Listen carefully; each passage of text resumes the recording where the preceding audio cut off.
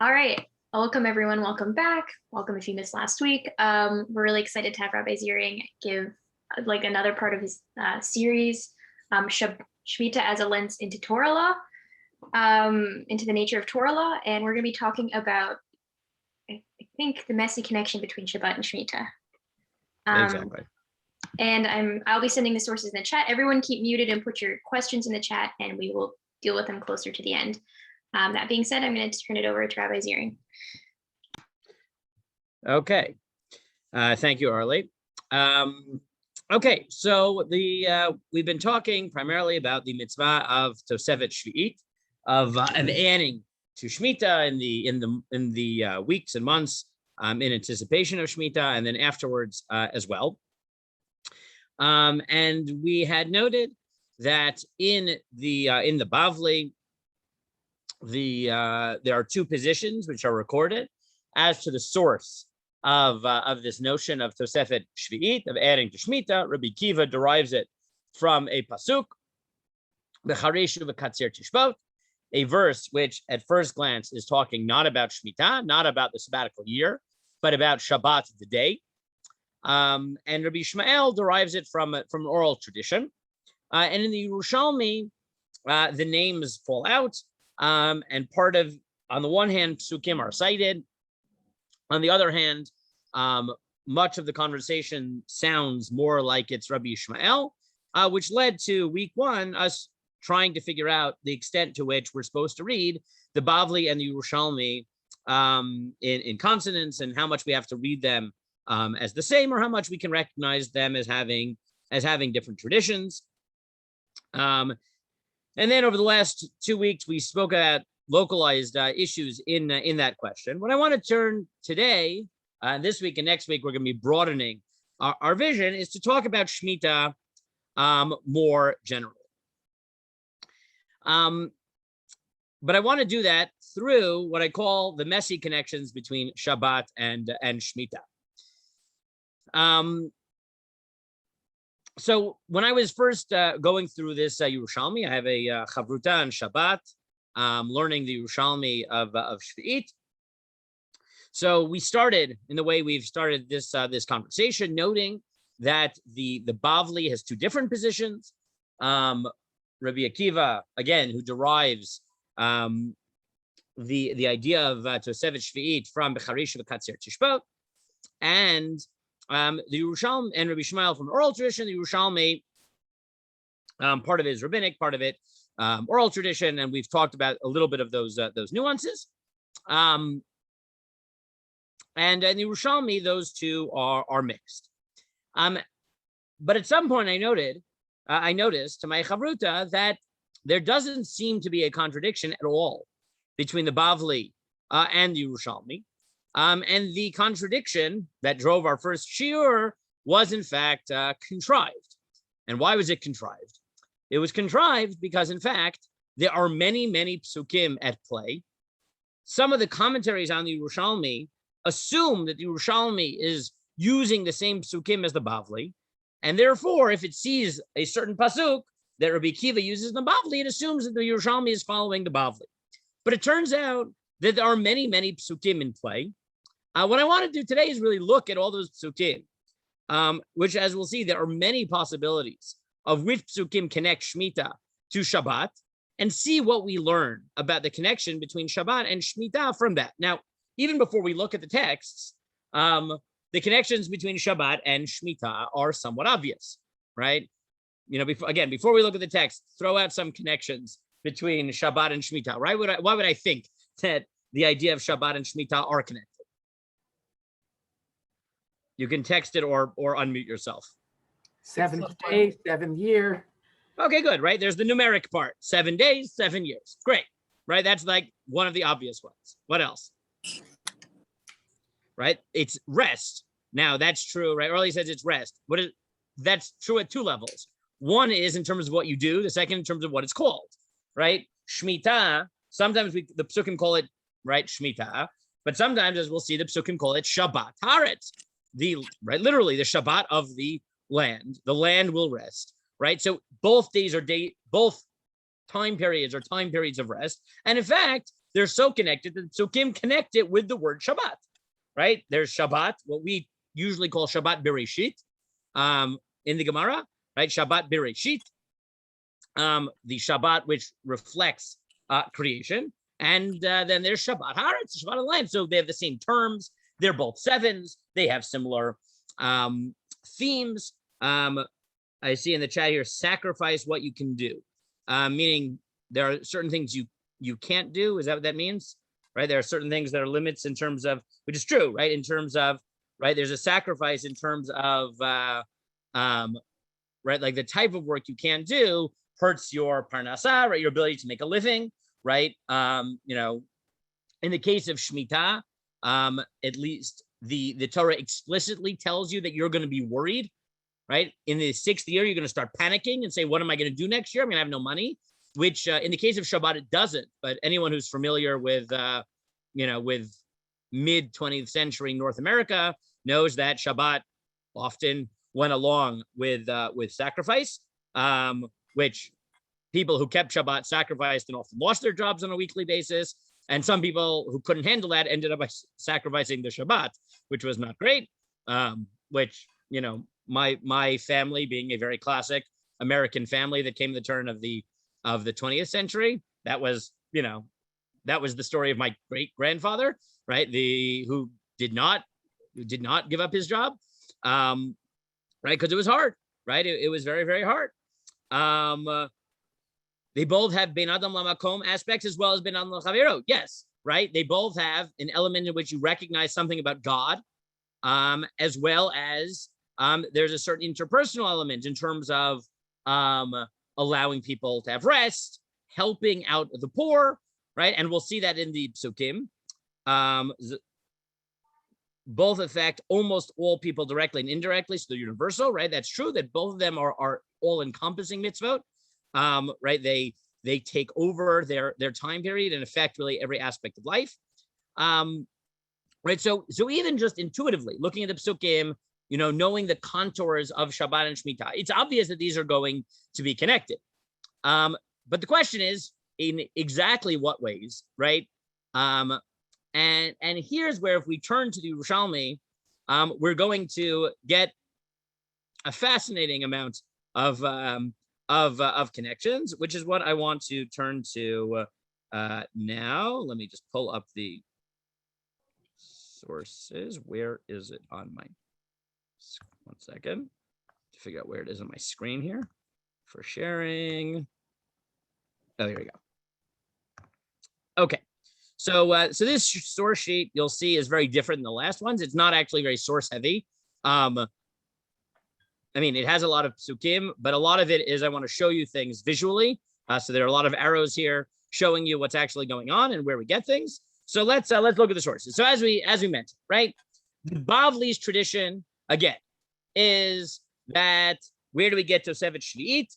So Rabbi Kiva gets it becharishu v'katzir tishbot. The verse says ostensibly talking about Shabbat, the day, but Rabbi Kiva understands it not that way. Rabbi Kiva Omer ein tzarich lomar charish v'katzir shel shvi'it sharei kvar ne'amar sadcha lo tizra v'charmecha lo tizmor, because we already know that you can't plow on Shabbat and that you can't harvest on Shabbat. So why would you need another verse to tell you that you have to rest from plowing and from sowing and from pruning, etc.? So the Gemara says, Rabbi Kiva says, "El charish shel erev shvi'it shenichnas l'shvi'it, the katzir shel shvi'it sheyatzah l'motzai shvi'it." So it must be that we have this halacha of tosefet, of addition, that we forbid the plowing leading into Shemitah and the harvesting coming out of it. And Rabbi Shmuel has a different drasha. Macharish reshut, av katzir reshut, yatzah katzir omer shu mitzvah. Then no, what this teaches you is that on Shabbat, the only thing that's forbidden is voluntary rather than obligatory harvesting. Okay, fine. And as we noted in the Yerushalmi, you have a contradiction, but you don't really, because if you look at the version that we have of the Yerushalmi says as follows here in 2. Ad imatay chorshin ktiv sheishet yamim ta'asem asecha. 6 days you shall do your work. Uvayom hashvi'i tishbot, and on the 7th day you shall rest. Uchtiv bechareshu v'katzir tishbot, and it says you shall rest from plowing and from sowing. Now, the first thing you notice in the beginning of the Yerushalmi is the Yerushalmi also cites a verse to explain why you have to add to Shemitah, but the primary verse that it quotes is not the Charisha v'Katzir Tishbot. It's not the verse of the Bavli. It's a different one. A different verse, which also is not talking about Shemitah, but talking about Shabbat. Namely, Sheishet Yamim Tasem Asecha. You shall work for 6 days. Uve Yom HaShvi Tishbot, and rest on the 7th day. So what I want to show you is the follows. Here, what you have is a picture of the actual Yerushalmi, as it'll appear in at least in the Oz V'Hadar version of the Yerushalmi. And here's something you need to know about Yerushalmi. The Bavli, people learn. Right? People read the Bavli. People have been reading the Bavli since it was written. A lot of people read the Bavli. More people read the Bavli now than ever before, but a lot of people read the Bavli. That means that it was edited because we have a lot of manuscripts of it and people cared because they read it and they realized there were mistakes and therefore they checked the manuscripts and eventually, right, people were working on it. The Rishonim were working on it, right? The medieval scholars were working on it. The Achronim were working on it. The publishers were working on it. So the Bavli's manuscripts were worked on, and the published version is not perfect, but is very heavily edited. However, the Yerushalmi is a mess. The Yerushalmi is a mess. Yerushalmi, we have one manuscript, not an excellent manuscript. No one really learned it, so no one updated it. And then suddenly, when people started really studying Yerushalmi, because no one had learned it and it wasn't well edited, they played fast and loose with the Yerushalmi. And what you will find much more in the Yerushalmi than you will ever in the Bavli is that when a commentator doesn't understand something, he will just rewrite the text, he'll erase the text, he'll add to the text, he'll change the text, because it is a mess. And therefore, if you look in the, you probably won't be able to see it on the screen, but let's see, I'll pull one out here. If you look at the Art Scroll Yerushalmi, you'll find something in the Art Scroll Yerushalmi that you would definitely not find in the Bavli, right? The Bavli, I'm sure many of you have looked at an Art Scroll at some point in your life. It has comments on it. It has clarifying points, but it probably doesn't have what you get here. If you can sort of see on the bottom, there's a box, right, which says textual and interpretive variants, right? The Art Scroll Yerushalmi has to pretty much on every page provide different versions because it has not been edited. And often it is not easy to understand. That's what happens in our passage in the Yerushalmi. Because if you look at our Yerushalmi, as I said, the verse that is quoted, the source for Tosefet Shvi'it, is not a pasuk about Shemitah, it's a pasuk about Shabbat. But it's not the same verse as the Bavli. Instead, it is Sheishet Yamim Tasem Masech Vayom HaShvi Tishbot.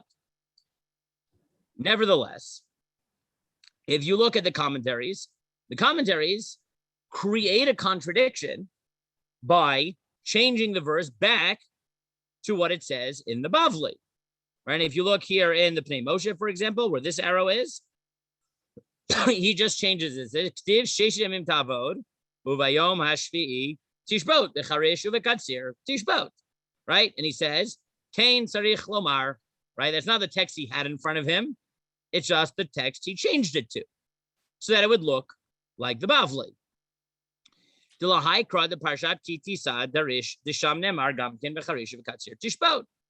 And similar, if you look at the Gra, right? The Gra here says, Ktiv, Sheshit Yamim Ta'aseh Masech, Vayom HaShvi Tishbot, Uchtiv V'charish V'katzir Tishbot, Tzarich Lomar, Ktiv Sheshit Yamim Ta'avod, Vayom HaShvi Tishbot, V'charish V'katzir Tishbot, right? He changes it again to look like the Bavli. Now, the reason why there might not be a contradiction between the Bavli and the Yerushalmi is that they may be recording not two traditions, but three, right? That the Bavli has Rabbi Kiva's position, that we derive the addition of Shmita from Becharisha V'Katzir Tishbot. Rabbi Shmuel, who derives it from an oral tradition, and the Yerushalmi, which seems to mix and match Rabbi Akiva and Ishmael. The reason is because it derives it from yet a different pasuk of Sheshet Yamim Taseh Maseh Vayom HaShvit Tishbot. Now, I know that sounds very technical, and if people don't follow why that solves the problem, right? Simply it being a different tradition, that's okay. But what I want to do now is turn to these psukim and see whether it makes a difference, right? Meaning, as we've already said, there's good reason to believe that Shabbat and Shemitah are connected. But does the verses that we pick, right? Does the verse we pick matter in terms of what do we think it means? And in what ways are Shabbat and Shemitah connected? So to do this, let's turn to the psukim themselves. So the central psukim of Shemitah are here in Vayikra Chafei. Technically, there are 7 different units, at least in the Torah, which according to Chazal, talk about Shemitah, but this is the primary one in Parshat Behar. So the verses tell us as follows. Vaydaber Adonai el Moshe b'Har Sinai lemor. So God speaks to Moshe at Har Sinai. Daber el b'nei Yisrael v'amarta alehem ki tavo el haaretz asher ani noten lachem v'shavta haaretz Shabbat l'Adonai. Right, so the first hint that Shemitah and Shabbat are connected is that the verses themselves call the rest of the land a Shabbat. Right? The land shall rest as a Shabbat for God. And then, as people noted, the number game is also the same. Namely, Sheish Shanim Tizra Sadecha, V'Sheish Shanim Tizmor Karmecha, V'Asafta Et Tuata. For 6 years you shall sow your field, and for 6 years you'll prune your vineyard and gather in your produce. Uvashana hashvi'it, and in the 7th, right, the 7th year, right, so 6 and 1, same as regular Shabbat. Vashana hashvi'it Shabbat Shabbaton yeh la'aretz Shabbat l'Adonai. Sadcha lo tizra v'karmecha lo tizmor. You have a Shabbat in which you will not plant and you will not prune.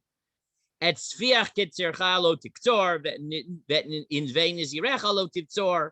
Shnat Shabbaton yeh la'aretz. Right, you shall not reap the aftergrowth of your harvest or gather the grapes of your untrimmed vines. It shall be a year of complete rest for God.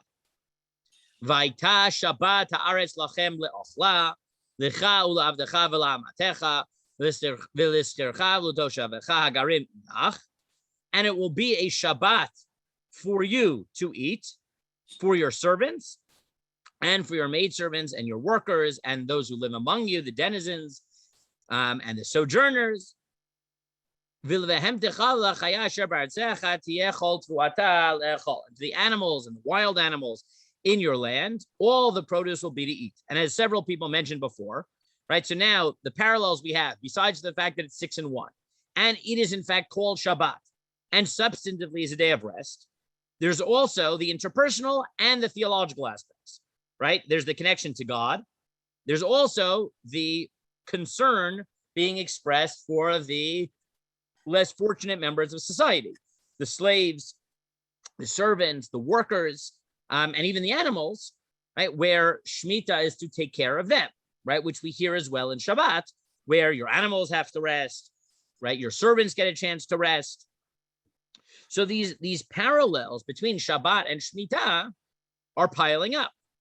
And then, as we know, the next halacha is not just about 6 and 1, but it's this magic number 7, when multiplied by the magic number 7, gets you yet another law, right? The Super Shemitah, which is Yovel, right? 7 sevens, and then the day after the year after the 7 sevens, you get Yovel. V'safarta lecha sheva shabtot shanim. Sheva shanim, sheva pe'amim. Vayu lecha yemei sheva shabtot hashanim, teisha v'arba'im shana. So you'll count 7 times 7 years, and you'll have 7 Shabbatot, 7 Sabbath of years, sabbaticals, which will get you 49. V'ha'avarta shofar trua b'chodesh hashvi'i b'esor lachodesh b'yom ha'kippurim taviru shofar b'chol artzachem. And then you'll blow the shofar on Yom Kippur of the 50th year. V'kidashtem et shnana chamishim shana, ukratem dror ba'aretz v'chol yoshveh, yovel hi ti'eh lochem, V'shaftem ishal achuzato v'ishal mishpachto tashuvu. And you'll sanctify your 50, and you will declare freedom in the land, or as it is on the Liberty Bell, right? You will declare liberty, right? You will declare liberty. For those Americans or anyone who knows anything about American history knows the Liberty Bell in Philadelphia has this pasuk in English, right? That's why it's called the Liberty Bell. And it'll be a jubilee for you, right? When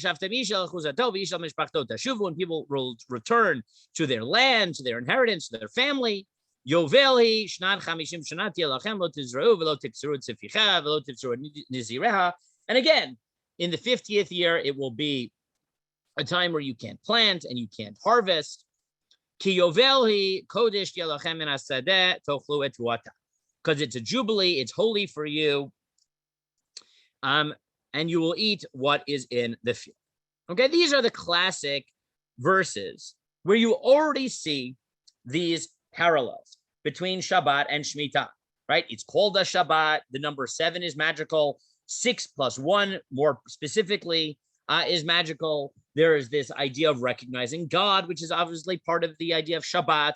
There's this idea of taking care of the less fortunate in society, which is part of Shabbat. The animals are taken care of, which is an idea in Shabbat. All of that is true. What we start to see, though, in the Gemara is that the connections between Shabbat and Shemitah were so fundamental for Chazal, were so fundamental for the sages of the Talmud, that they started taking verses that don't talk about Shemitah, that talk about Shabbat, and they just read them as if they talked about Shemitah, right? So the one that Rabbi Kiva has, as we've seen, is this one, right? In Shmot Lamed Daled, Sheishet Yamim Ta'avod, Uvayom Hashvi'i Tishbot, Becharish Uvekatzir Tishbot. Right? Again, at first glance, it seems to be talking about days, not years. Shabbat, as we know it. And yet, Rabbi Kiva looks at this pasuk and reads it as follows, right? If you have the translation, right? This is just the standard translation from the JPS, right? 6 days you shall work, but on the 7th day you shall cease from labor, right? Rabbi Kiva reads it as 6 years you shall work, and in the 7th year you shall rest, plus b'charish v'katzir tishbot, right? Which the literal translation is, you shall cease from labor, right? Even plowing and harvesting. Rabbi Kiva reads it as, you shall additionally stop plowing in anticipation of the 7th year during year 6, and you will not harvest from Shmitta in year 8, right? So a verse that at first glance tells you that on Shabbat, the day, you don't plow or harvest, Rabbi Kiva transforms it twice, right? It's talking about Shemitah and not Shabbat, and it's talking about the year before and the year after Shemitah rather than Shemitah itself. Now, what jumps out at you with Rabbi Kiva is that at least at first glance, it sounds like not only does he think that Shemitah and Shabbat are similar, right? It's almost as if he thinks they're identical, right? Because they're so fundamentally connected that verses that are talking about Shabbat at first glance, in the deeper level, are not talking about Shabbat. They're talking about Shemitah. Now, that's a little bit strange, but it doesn't tell us much about the ways in which Shabbat and Shemitah are connected. All it tells you is that Rabbi Kiva seems to believe that they're deeply connected such that you can interchange psukim that are talking about one to talk about the other. Take psukim that are talking about Shabbat and transform them into psukim that are talking about Shemitah. Even more fascinating to me, though, is the possibility that the Yerushalmi is not citing the same verse, right? Again, remember that the Yerushalmi itself seems to be quoting a different verse.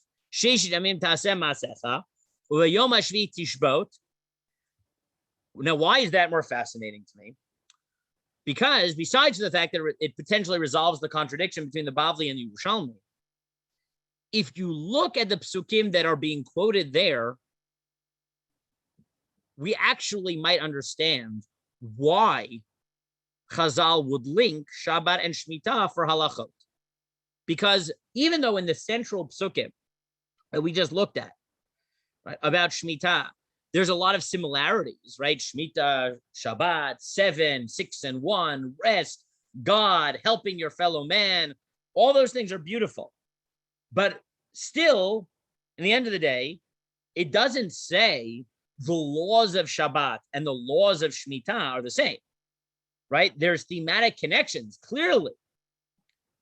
But if you look at the verses that are being quoted in our version of the Yerushalmi, things change strikingly. So if you look here at number 5, I see I have a comment, but let me at least get the psukim out here. These are the psukim that are being quoted by our Yerushalmi. Sheish shanim tizra et artzecha va'asafta et tvuata. For 6 years you shall plant, you sow the land, and gather its produce. So, pasuk yud here. Is it talking about Shabbat the day or Shabbat the year, right? Shabbat or Shemitah, right? 6 years you shall plant. I saw some people mouth, though I know you're muted, Shmitta. Yeah, it's talking about Shemitah, right? It's pretty clearly talking about Shemitah. Next pasuk as well. V'hashvi'it, and the 7th year, tishmitena unitashta. You'll let it rest and lie flat fallow. V'achlu evyonei amecha, v'yitram tochal chayat hasadeh, kain ta'aseh lekarmecha lezeitecha. The poor people will eat, and what's left will go to the animals, right? And that's what you'll do for your olives and for your vineyards. Again, Shabbat or Shemitah? Shemitah. And what does it teach us about Shemitah? In this verse, what's the purpose? Support the poor, right? Give the poor something to eat, and your animals something to eat. Pasuk Yud Bet is the verse that's quoted by the Yerushalmi. Sheishet yamim ta'aseh ma'asecha, uvayom hashvi'i tishbot. For 6 days you'll do your work, and on the 7th day you will rest. Lima'an yanuach shorcha v'chamorecha, so that your ox and your donkey can rest. V'nafesh ben amatcha v'hager, and your bondsman, right, and the stranger will rest.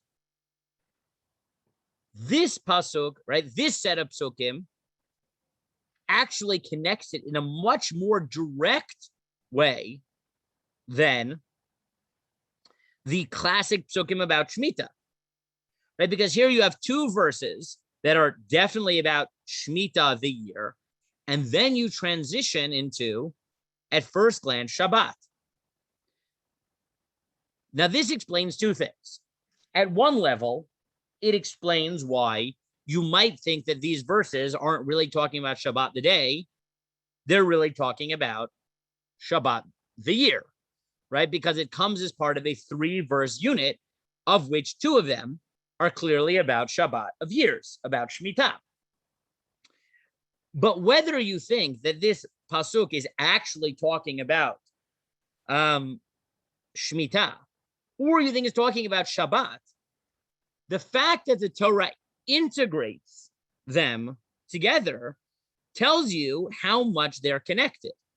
And as several people said before, it explains the substance of that connection, right? Or at least one or 2 levels of the substance of that connection, right? Here, it's mostly the interpersonal or even person-to-animal components, right? It connects Shabbat and Shemitah and says, you know, what, in what sense they're connected? They're connected because both days of rest have a social welfare component, a charity component, right? To take care of the poor, to take care of the poor worker, to take care of those who are disadvantaged, either in the case of Shemitah, well, actually, let me pause for a second, right? On the one hand, the psukim make it very clear. Shabbat and Shemitah are connected. Both of them have a social component where you take care of the poor or the poor worker, and both of them take care of the animals. Okay? So in that sense, they're connected. But does anyone notice the way in which they're not connected? Right? They're clearly connected. 6 and 1, they're both called Shabbat, right? They both talk about taking care of the poor or workers. They both talk about taking care of animals. So on the one hand, you look at it and you say, aha, Shabbat and Shemitah, they're basically the same thing. And that is at some level true. But then if you take a double take, right, and you look back the psukim, you'll notice that right now, someone here writes that it is relevant that sometimes Yamim in the Torah means a year. Yes, right? Obviously, at some level, the fact that Chazal feel comfortable, right? Ilana makes the point that the fact that Chazal sometimes take a pasuk that talks about days, right? Work for 6 days and rest in the 7th day. The reason that they can interpret that as meaning years is because sometimes the word yom or yamim mean years, right? As we know from the conversation between Rivka's brother and mother with Eliezer, right? They request, right? Eliezer wants Rivka to come with him immediately, and Rivka's mother and brother say, let her stay with us, yamim o asor, right? Days or 10 months, right? And it's clear in context that yamim means a entire cycle of days, meaning 300, right, whatever they're using, solar, lunar, 354 or 365 days, meaning a unit of days, i.e. a year, or 10 months. 1 second, I see 2 questions.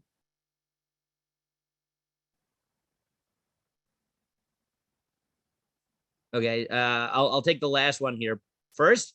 So someone says, well, the bondsman isn't mentioned. Right. So one point is that at first glance, both Shabbat and Shemitah talk about the disadvantaged members of society. However, they're not quite the same people. They might often overlap, right? But they're not actually the same people, right? Shemitah helps the poor. Shabbat helps the worker, right? Now, a farmhand might be poor, but that's not precisely what's going on, right? Shabbat is helping the workers, and Shemitah is helping the poor. There's a similar difference in terms of the animals, right? Both Shabbat and Shemitah help the animals, but not the same animals, right? Which do they help? Right? Shabbat helps whose animals? Your animals, right? Because you can't work your animals. Shmitta helps all animals and wild animals. Why? Right? Both of the differences boil down to the same point. Because on Shabbat, the primary, right, especially in this context, these psukim are focusing on the fact that you give up control of the land. Therefore, the primary benefit being described here of Shemitah isn't that you don't work and that your workers get a year off, which may be true, but is that they get free food, right? Is that you give up control of the produce, and therefore the poor get food and the wild animals can eat food. Shabbat, the way you express the Shabbatness of Shabbat is by not working. And therefore, your animal doesn't get free food. Your animal gets a day off. The poor workers don't get free food, right? They get a day off. And therefore, in Shabbat, the reason that it's good for the poor is not because they're poor, but because they work. In Shemitah, the reason that it's good for them is because they're poor and they get free food. So on the one hand, 6-in-1, days of rest, help the animals, help the less wealthy. That's all the same. And in that sense, the psukim very clearly connect Shabbat and Shemitah to the point where you might think that these psukim are really about Shabbat rather than Shemitah. Sorry, Shemitah rather than Shabbat. But on the other hand, what you learn is that there's also different dimensions. The interesting thing, however, is that what happens if you think that these psukim are not about Shabbat, they're about Shemitah? Right? Something very messy happens, right? Because if the way you read these psukim is that two of them are about Shemitah, and they say that during Shemitah, the main purpose of Shemitah is that you give up control of the land so the poor get free food and the animals get free food. And the main point of Shabbat is that it's a day of rest, so your workers rest and your animals rest. What happens when you reinterpret the pasuk and say, no, pasuk Yud Bet is also about Shemitah? Then what do you suddenly learn about Shemitah? That Shemitah is about rest, right? Because if this pasuk is not about Shabbat, it's about Shemitah, right? So there's a lot at stake as to whether Shabbat, right? The pasuk here is really about Shabbat or Shemitah, right? The juxtaposition of the psukim make it clear that Shabbat and Shemitah are similar. But if the first two psukim are about Shemitah and the last one is about Shabbat, then that tells you that the main purpose of Shemitah is to give up control of your land and help the poor and the animals by giving them food, or giving up your claim to the food, more precisely.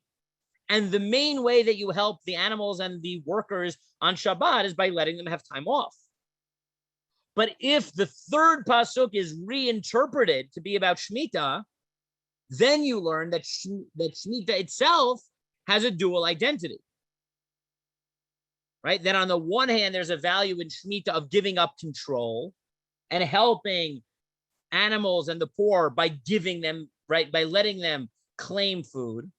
But there's also a benefit of letting them have time off, right? So is the juxtaposition supposed to imply comparison and contrast? Or are you supposed to reinterpret the pasuk to have a multi-layered Shabbat Shemitah experience? Right? That's really what's going on here, is that by reinterpreting the pasuk, you're introducing new elements into Shmita. This to me comes even clearer in a comment of the Maharaful. So if we continue here in the Yerushalmi, if you remember, the end of the Yerushalmi tells us that there were two stages in halachic history. There was the stage in halachic history where the rabbis felt it was prohibited to plant and plow in anticipation of Shemitah. And then there was a period in history where they found a new pasuk and permitted working in anticipation of Shemitah. Now, which pasuk is it? So here again, we have a lot of possibilities. We have one possibility, which is here in the Yerushalmi itself, which is Sheshet Yamim Ta'avod V'asita Kol Mlachtecha. 6 days you shall work, and you shall do all your work in those 6 days. Ma erev Shabbat Reshit ad mutar lasot melacha ad shetishka chama. And just like by Shabbat, you can work all the way until sunset. Af erev Shabtot Hashanim ad mutar lasot melacha ad shetishka chama. So too, there's no addition to Shemitah. You're allowed to work until the sun sets on Shemitah, right? That's one possible verse. However, if you look at these arrows here, the Gra has a different possibility, namely, Vishavta haaretz Shabbat laHashem. The pasuk is derived from Vayikra Chavei, right? The original verses that we saw. The Marafulda has yet a different one. And he says it's from Sheish Yamim Tasem Melacha. But before we look at their psukim and see what else we can glean, I want to show you the Maraful. So here's the Maraful. He's one of the central commentaries on the Yerushalmi. And here's what he says. He says, Hachi Garsin. First of all, he changes the text. Sheish Yamim Ta'aseh, Ma'aseh Chavayom Hashvi Tishbot Becharesh V'Katzer Tishbot. And then he has two possibilities. He says, okay, in what way, how do we compare Shabbat and Shemitah? So possibility one, Hikish HaKatuv Tishbot Diyom HaShvi'i L'Tishbot V'Charesh V'Katzer Shein Mayri B'Shvi'it. We halachically compare Shabbat and Shemitah. And just like by Shabbat, you don't have to add, which is not totally clear, but okay. By Shemitah, you don't have to add. Right? Hikishan lehetera. We compare them for the purpose of permitting work leading into Shemitah. Lomar lecha, to tell you, Mashavat Breshit, just like Shabbat, you don't add, Shemitah, you don't add. Possibility two, Lishna Acharina. Kra Dasarda Dibrotu. He says, first of all, it might be a different pasuk. V'alfinan shvi'it mishabat breshit, and we derive laws of Shemitah from Shabbat. Dehata'am echad lahem, because they have the same rationale. Desheshet shanim neged sheshet yamim. For 6 days are parallel to 6 years. Ushana shvi'it neged Shabbat. And Shabbat and Shemitah are parallel. Or as you have it in Rabbeinu Chananel in number 9, Uktiv b'Shabbat bereshit, ma erev Shabbat bereshit ata mutar lasot ad shetishka chama, af erev shvi'it ata mutar lasot ad shetishka chama. He just uses the mechanism known as a mematzin. Right? Now, this sounds technical, but let me try to explain why it's important. The Marafulda has two explanations for why we're allowed to compare the laws of Shabbat to Shemitah. One possibility is called a hekesh, right? A legal comparison using similar concepts or similar words. When you use a hekesh, what you're saying is that the two halachic categories that are being compared are similar, but not identical. Right? They're similar, but not identical. And therefore, certain laws can be borrowed from one to the other. Again, they're not the same, they're similar. A mematzinu goes like this. Mematzinu, there's no comparison of words or concepts or whatever. Mematzinu just goes like this. If we find it in category A, it must be true in category B. Why? Because A and B are conceptually the same. And therefore, it's natural for the laws to flow from one to the other. Now, in both cases, you're borrowing laws from one to the other, but the mechanism is just subtly different, right? A hekesh tells you they're similar but different. So we can borrow some laws, but that doesn't tell you they're identical.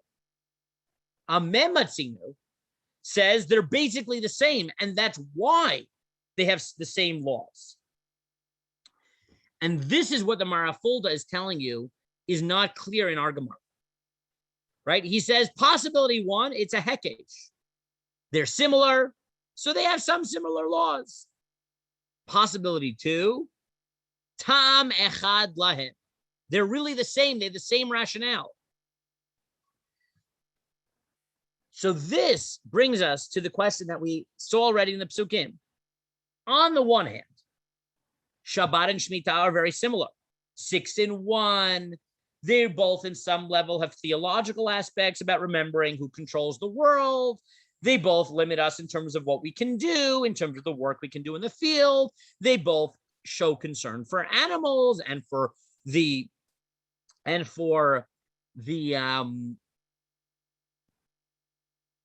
less fortunate members of society.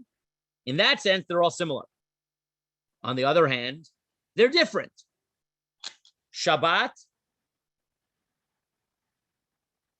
the main issue is not working. And that's how you help. It's a day of rest.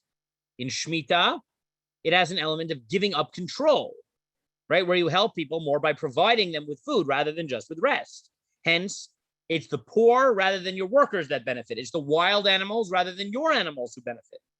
But more than that, right? There are other differences, such as in Shmita, only agricultural milachot are forbidden.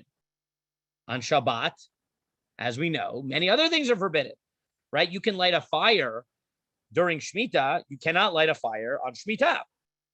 Sorry, on Shabbat, right? You can cook during Shemitah. You can't cook on Shabbat. And more than that, in Shemitah, is all agricultural work forbidden? No, right? You're allowed, the rule is, Le'ukme ilana, if all you're doing is making your produce survive, it's permitted. So you can water your plants to make them survive, but not to flourish, right? Le'ukme ilana velo le'evruye ilana, right? To help your tree to survive, but not to make it thrive. On Shabbat, you can't water your plants, even if they're going to die, right? Because they're not identical. And I think this is the tension that's being played out here, which is it's undeniable that Shabbat and Shemitah are at some level connected, right? They both have 6 in 1, and both of them are in a certain sense about rest, and in a certain sense about taking care of others, and in a certain sense about recognizing God's control over the world. But on the other hand, they're distinct. Shemitah is about giving up ownership. Shabbat is about rest. Shmitta is about helping the poor. Shabbat is about helping workers. Shmitta is about helping the wild animals. Shabbat is about helping your animals. Shmitta is about not doing agricultural work. Shabbat is about not doing any work. Shmitta is about not doing agricultural work that's not necessary to maintain basic survival of produce. Shabbat is about doing no agricultural work. And the question is, what do we do with that? One could look at it and say, okay, so what we learn is that they're similar, but not the same, right? They have certain elements that are the same, and we should not give up on that. But the fact that they're distinct tells you, at the end of the day, Shabbat is about remembering creation of the world. Shemitah is about remembering that God owns the earth. Shabbat is about not doing any work. Shemitah is about not doing agricultural work. They're similar, but fundamentally they're different. Or are you saying, no. Really, they're the same. It's just that, I don't know, come up with a practical explanation. It's one thing to tell people not to work at all for a day, but you can't do that for a year, right? So if you were going to stretch Shabbat out to a year, you need to be more lenient, right? It's like, right, our fast days are, our super fast days, Yom Kippur and Tisha B'Av are 25 hours, right? The Muslim super fast day is still only a daytime fast, but that's because it's stretched out over a month, right? So when you stretch out something, right, you stretch out a fast over a month, you obviously can't make it a day and night fast because people will die, right? So maybe this is essentially what's going on. And I think what constantly reading them together by both noticing their similarities and highlighting the potential differences, the question we need to ask is the question that Mara Fuld asked. Is the message you're supposed to get that Shabbat and Shemitah are really two sides of the same coin, and the differences between them is just practical, right?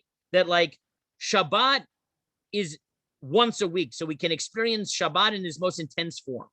When we stretch it over the year, it's basically the same thing, but God, so to speak, gives us some leniencies, right? Because, you can't actually not work for an entire year, right? Or do you say the differences highlight the fact that they're similar mechanisms, but their fundamental theology is different? Shabbat is about declaring that God created the world, and therefore your main job is to not work, to not be creative. Shemitah is about showing that God owns the world, and therefore your main job is to not express ownership over the land, right? Again, similar, but not the same. And that, I think, is the tension that you need to read throughout these verses. Before we look at the last verses that are in play here, I'll look at the comments here because I see there's a bunch.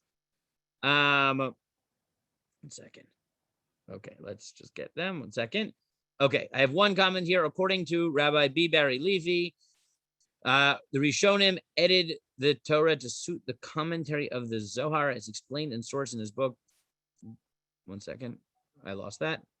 Fixing God's Torah, changing the Talmud, either one is easier to understand. It is definitely easier to change the Talmud than the Torah. That's definitely true.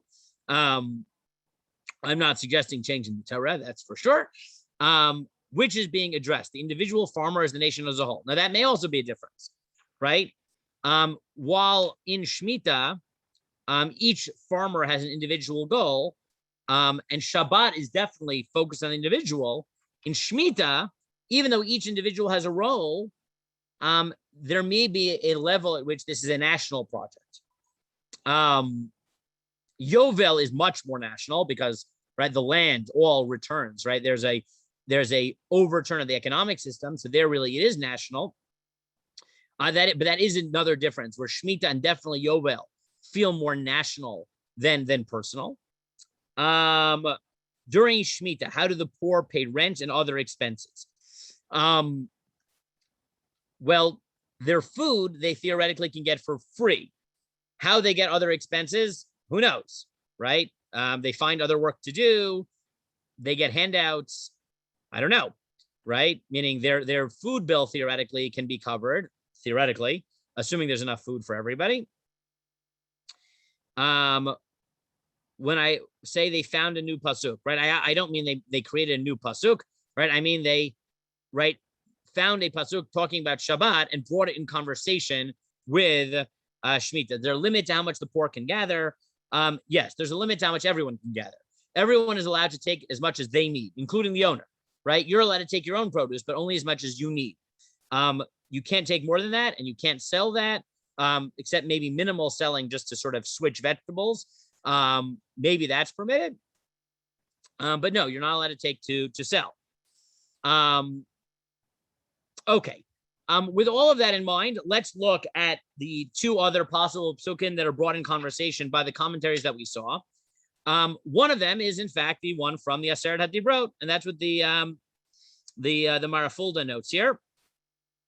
And this is fascinating, right? If you think that the Aseret HaDibrot, right, the 10 Commandments are talking about Shemitah, right, then the connection between Shabbat and Shemitah is quite deep, and the theology of Shemitah is very different, right? Because let's read the psukim. Let's think about it once as it being about Shabbat and once about Shemitah. Zachor et Yom HaShabbat l'kadsho. Remember the day of Sabbath to keep it holy.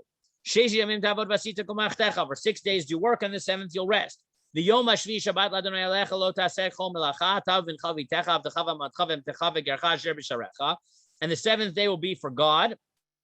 Don't do work. You, your children, right, your sons, your daughters, your servants, your maidservants, your animals, and the sojourner. Ki sheshet yamim asa Adonai el shamayim ve'aretz et yom mitkol sherbam. V'yanach v'yom hashviya came berach Adonai et yom hashabbat ve'kadeshei. Because God created the world in 6 days and rested on day 7. And therefore he blessed the 7th day. Now, if you think that this is just about Shabbat, so it's just about Shabbat. But if it's about Shemitah, then suddenly we learn that not only is Shemitah trying to remind us that God owns the land, but it's trying to remind us that God owns the land because he created the land, right? So again, if Shabbat is different from Shemitah, then Shabbat is when we remember that God created the world, and Shemitah is when we remember he owns it. But if these psukim are really about Shemitah as well, then expressing the fact that God owns the land, apparently, is an admission or an acknowledgement of the fact that he created it. Furthermore, as we said, if you don't read these psukim about Shemitah, then Shabbat is about letting your workers rest. Shemitah is about providing them with food. If these psukim are about both Shabbat and Shemitah, then part of Shemitah's goal is to also make you rest, not just provide people with food.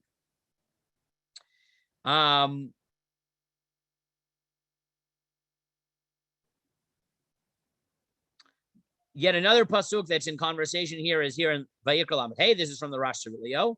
Vayakel Moshe et kol adat b'nei Yisrael vayomer alehem Eila advarim asher tziva Adonai la'asot otam. God gathers the Jews and he tells them, this is what God commanded you. Sheshet yamim ta'aseh melacha, v'yom hashvi'i elechem kodesh, Shabbat Shabbaton l'Adonai kol oseh v'o melacha yumat. Now, if this pasuk is in question, right, then you get yet another element, which is important, and that is the idea that part of declaring the seventh year Shemitah is Kodesh, is that it's an expression of holiness, which is something which is not nearly as pronounced in Shemitah as it is in Shabbat. But if this pasuk is about Shabbat as well as Shemitah, so then it is, so then it's critical to both the Shabbat and Shemitah experience. So what I wanted to do by just going through all the psukim, is to highlight the following. When anyone reads the Torah, it's clear that there's some sort of connection between Shabbat and Shemitah. They both have these magic numbers of 6 and 1. They're both days, they're both in some sense about rest. They both have certain theological statements about God's relationship to the world. They have certain social elements in terms of how we treat other people, in terms of how we treat the animals. But they also have differences. And the question is, to what extent do we focus on those differences, and to what extent do we explain them away? And by looking through all of these, right, you present different visions. One vision is to say Shabbat and Shemitah are basically the same. It's just that they express themselves differently because one is a day and one is a year. But both of them are about protecting the disadvantaged. There's two ways of doing that. One is to let them rest. The other is to give up your claim to land and let them take food. Both of them are about declaring God creating the world, which has two expressions. One is not working on Shabbat. The other is about recognizing that God created the world. He owns the world, and therefore you have to give up ownership during Shmitta and Yovel. That's one way of, right? And according to that, Shabbat is about holiness. Shmitta is about holiness, right? Whatever holiness is exactly. The other way to look at it is to say, no, the idea of Shabbat is central to Judaism, and it expresses itself in different ways. There's Shabbat of years, Shabbat of days, but each of them has its own lesson to teach. It's not just one, right? One synthetic whole. They're actually supposed to be similar, but subtly different, because different times highlight different ideas. Shabbat is when we remember that God created the world, and fundamentally we acknowledge that by resting. Shmitta is where we recognize that God owns the world, and we recognize that by giving up our control of our loans, of our land, right, of our produce, or in Yovel, of the land. Shabbat is about taking care of the poor by letting them rest. Why? We didn't get a chance to go into it, but as it says in one version, the Aseret HaDibrot, right, the one in Vayet Hanan, because it remembers our time as slaves in Egypt. And therefore, the way you express remembering that God took us out of Egypt is by letting people not be slaves and not work. Shmita is a different type of Shabbat, where you give up ownership so that people can be free economically. They may have to work, as someone mentioned, to pay their rent, but they won't have to worry about their next meal, right? And I think that the tension between these two visions, right? One is to accentuate the similarities and say, oh, it's all Shabbat, it's all the same, borrow from one to the other, right? It's all about holiness, it's control and creation, that's the same thing. Helping people by giving them food or by letting them rest and having, a better work schedule, that's all the same, right? One is to say, look, everything is synthesized. The other vision, though, is to say, no. Shabbat, every 6 and 1 is a time to stop and reflect on something, theologically, socially, economically. But God in his wisdom didn't mix up all those ideas at the same time, right? He gave us Shabbat during the week to acknowledge his creation of the world, the importance of rest, the importance of not being taskmasters. And he gave us the Shabbat of years to teach us the importance of him creating, of controlling the world, of giving up ownership, of stop trying to express our control all the time, right? Helping people by letting them take without feeling that they're getting handouts, right? But rather in that vision, it's similar to Shabbat, but it's different, right? They're similar, but not the same. That God intentionally made them different so that we could experience different lessons in their intensified forms in the different types of Shabbat. And I think this is the major question we have to ask. And that's why I called it the messy connections between Shabbat and Shemitah, because undeniably they're similar. But the question is, are they so similar that we're supposed to basically make it as if it's the same thing, or are we supposed to acknowledge the difference, right? Are we supposed to make a big deal of the fact that on Shabbat, you can't do any malacha, you can't cook, you can't clean. And on Shemitah, you only can't do agricultural work, but other work you can, right? You can drive so that you can go to a shear, right? So that you can use the time to see family because you don't have to work in your field, right? Where on Shabbat, if you want your family who doesn't live in the same town to come, they have to stay by you, right? Those are different experiences. And maybe we're supposed to acknowledge that those are different ideals that we experience at different times. And I think that's the major question. We can never forget that Shabbat and Shemitah are similar and therefore have similar lessons. But the question is, it is the goal of the Torah to tell us it's all basically the same thing, or to tell us that no, the idea of 6 and 1, of taking a time to rest, is important, but it teaches different lessons depending on the lens that it's being reflected through, right? And that's, I think, what I call the messy connections, right? They're connected, but how much we choose to highlight the comparisons versus the contrast is how much we're going to understand the precise lesson and experience the Torah wants us to have in Shemitah.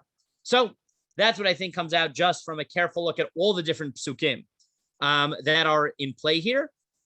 And it also gives a little bit of a light into just how complicated it is sometimes to learn Yerushalmi, because you don't even know what psukim are in play. And in this particular case, as we've seen, it's really important to figure out what's in play, because it sheds different light on what Shemitah really is and how much it's just another Shabbat and how much it's something unique in its own Shabbat year of years experience. Does my personal opinion fall on one side or the other? Not yet. Maybe after learning, Shemitah more for a year, I will have more of an idea. But I intend on spending the whole year. I'll be teaching it in yeshiva, so I will be learning it all year. Maybe by the end, I'll have a stronger feeling which one is primary. But at this point, I'm living with the tension and keeping my eyes out for hints of both models. For people who are interested, if you look through Rav Hirsch's comments, you'll see that Rav Hirsch consistently likes the comparison model and makes a big deal of it. And if you go through Rav Hirsch's comments throughout the Torah, you'll see that he is much more into the comparison model, as opposed to other commentaries who do highlight the differences. So and you'll see the different theologies, different emphases emerge from that. But we are already a few minutes over time, so I'll end with that. Orly, take it away for whatever announcements there are. Next week will be the last week. We will turn to what Tosefet Shvi'it is. I forget what we called it, expanding holiness or preparing or for the year or something like that. Orly, yours, the floor is yours for whatever. Thank you. That was a great cheer. I really enjoyed it. Looking forward to next week. Thank you so much for giving it, and thank you to everyone for coming. Up tonight is the weekly Parshat HaShavua shir with Rabbi Aviad Tabori. Tomorrow is Rabbi Kelman's Pirkei Avot shir, and for any other programs that might interest you, I'm going to put the link to the program page in the chat. And thank you again, everyone, and Rabbi Ziring for coming. Okay, have a good Shabbos, everyone. Shabbat Shalom.